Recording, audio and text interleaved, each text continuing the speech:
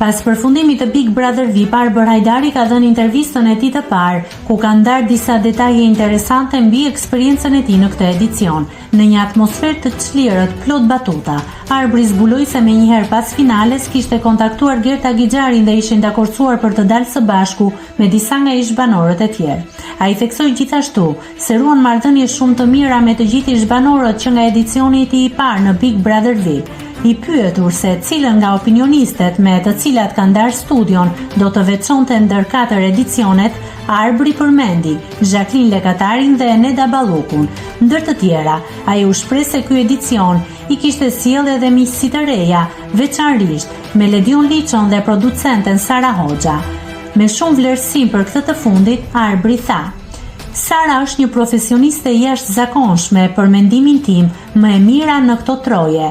Top Channel ka treguar që është një shi i spektaklit dhe Sara e ka vërtetuar plotësisht këtë.